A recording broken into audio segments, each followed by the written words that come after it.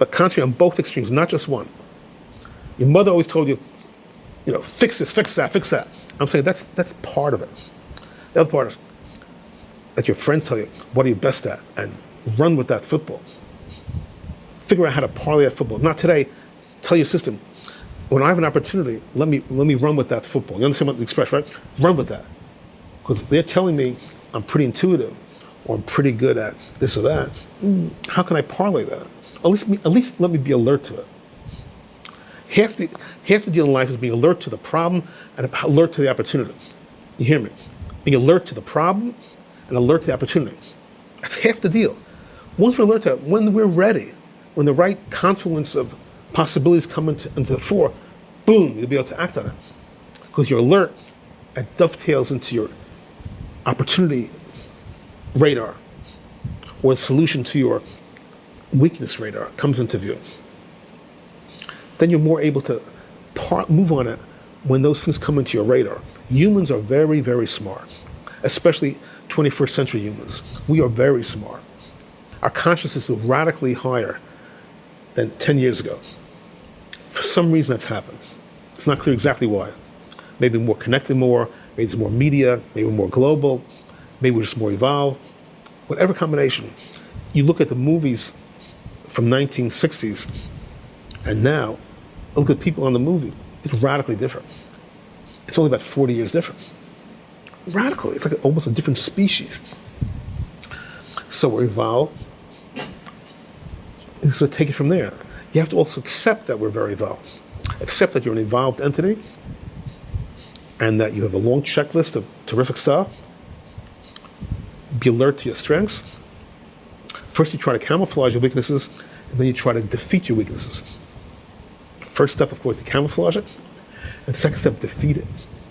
But there's no panic. You just on your to-do list. Defeat my weakness, even one or two at a time. Don't go crazy. Don't have too long a checklist, either direction. 1, 2, or 3 strong points, even 1 or 2 weak points. Even 1 weak point. Focus your torpedoes at it. That's gone. Now, a year later, let's go to the next. In 3, 4 years, you're involved. I said before, in 1 year. So it's 1 year. 3, 4 years, you can hold that other human. I once, as an aside, I said to my middle child, my second daughter, I have daughter, take the local in the right direction. Don't you have to wait for the express. That's sufficient wisdom for me. You're going in the right direction. It's even okay to take the local, as long as you're heading in the right direction. It doesn't have to be the super express. Another way of putting it, because people in America like similes, go for the singles and doubles. You don't have to go for a grand slam right away. Hit the singles, you bunt, get up for it, get a base, you bunt, get a base. At the right moment, boom, you blast a triple. But try to get on first base. You really want to, by hook, by crook, you want to get on first base. And then you're ready. When you're ready, boom, you hit the double, triple. It'll have its moment, not to worry. We know it's very not so easy to get on first base at all today. But you have to figure out a way to get on first base. Everybody's doing it. Every family's doing it. Everybody's doing it. I think we must have had 24 people to get my son his first summer job. Something like that. And he's a very talented, brilliant boy. So I don't underestimate it. And we're well connected. Well connected, he's a brilliant boy, etc. Boom, he's rocking and rolling now.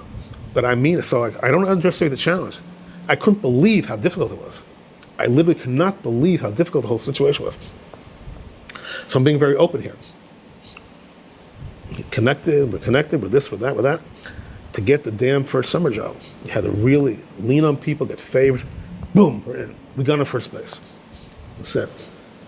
So don't let anybody tell you it's easy, but it's doable. It's not easy, but it's doable. You have to nudge a little, coax a little, this a little. Try to maneuver to get on first base. Nobody says it's easy, but it's. I believe it's doable. Next. Okay. This is going to go back more to like the physical realm. I guess something that you would be have expertise on, which is diamonds and rare gems and something, and how that applies, as I guess as a atomic structure, a crystal structure, and it's sort of like the most stable, or the most densest, hardest substance on our planet in a certain sense, and there's carbon, and it formed out a million years. So is that an example in your mind of something achieving its maximum potential, or is something that, like, if we are to eventually become diamonds? No, I don't go that route. Yeah. I don't go that route. I think humans are a very profound expression of a cosmic potential. I think humans are much more profound than people realize. I've been trying to articulate a little bit here. I think we take it for granted how extraordinary we all are, and it doesn't mean that other entities are not, but I was just in a broader sense of like the stars and that being an expression of that here on our planet of like alignment or like end goal of something. So how did we get here? How did we get to humans? In supernova explosions, burst out elements. The elements eventually found their way to planet Earth, and somehow magically, therefore being cosmic potential, it morphs into humans with 100+ elements. That's stitching together your thing. Meaning, we didn't just evolve out of nothing. The whole process was involved. The stars out there were involved in us. We are stardust. We are stardust from exploding supernovas. Exploding supernovas emit the elements and then the heavier elements, which are necessary for us to be the way we are. So we're all interconnected. So, the grand conspiracy theory, the entire universe conspired to create us. I'm not even talking, I guess, about humans so much in a separate realm of, like you work with rare gems. It's possible. It's possible the cosmic order wanted rare rubies. I don't go there. I don't go there. To me, I thought maybe you would have. No, I don't go there. I don't get it. To me, it's business, and I love it, and it's great. I have a little passion for it, but I don't go there. I don't go that direction. I think it's interesting because it's an example of something that does take a profound amount of time and high order, and it's sort of like the end result of lots of different cards. Simple things are profound as well.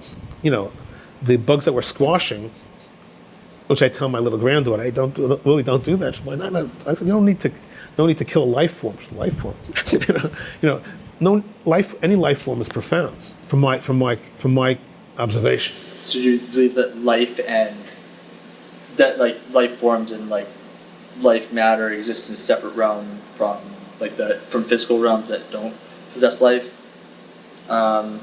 There's life forms and there's non-life forms. There's some forms that are in the middle. Right. But I think any life form is very profound, a cosmic achievement. I think life is very. I'm not the only one who says this, obviously. Life is very profound. Any life, even very simple life. You could have had a cosmic order which produced one rock. That would be pretty incredible, out of nothing, right? From the void to get to a rock. You can have a cosmic order produce one single cell entity. Well, that would be pretty profound. You have another level cosmic order produce one ant. Oh my gosh, an ant. That's unbelievable, with the colonies and this and that. You had a cosmic order which produced one fish. Wow, it's incredible. And now take it to human beings. It's just extraordinary. We take it for granted. I take it for granted. We all take it for granted because it's all around us. We say they're too many, they're this, they bother us, it's crowded, population control, who knows what. But it's very profound, the whole thing. To refresh your memory, you absorb data, sensory data, emotion, senses, light. You're processing it. You have language, communicate. You can project it now globally. You can project globally. You can send an email around the world. There's a long checklist of things that a random person does. We just differentiate between people how well they do different things. But we're all doing myriad things which are off the charts. Quantum leaps ahead of any supercomputer. There's no contest. People say, will the computer take over? Take over what? What are you talking about? It's nothing. The biggest supercomputer is nothing compared to the beggar on the street. We make computers. So. Right, we control the computers. And we have to marshal the computers. So we're even more empowered. But the basic human is a profound entity, not random, and rocking and rolling, advancing, plotting, scheming, all of the above. And you have to accept that. You often help people accept how special you are. That's fundamental, which people do not do. Society beats down them. If you haven't done this, or that, you're not special. Wrong. You are special. We're all special. We're all divine or quasi-divine. Now, given that, let's see how we can take it from there. If you take that approach, you have victory right away. You're already victorious. You're already victorious. Yes, I can build up on this, I can build on that, but I'm already victorious. It sounds pretty good to me. Yeah, I agree. I was just thinking more of I guess like just how rare gems are and how rocks they are, and just the whole order. Think about stars in a grander sense. I believe that a life form trumps any non-life form. Not even close. Yeah, the life form is so profound. We don't even know what it means. I do not even know what it means, life form. And I write about it. Many people write about it. Yes, I believe that the core of life is potential. But who can explain life? I'm far from adequate. Such a profound evolvement of the cosmic order. I rest my case. Thank you for a great panel. Hope it addressed your questions. You're great. Thank you so much.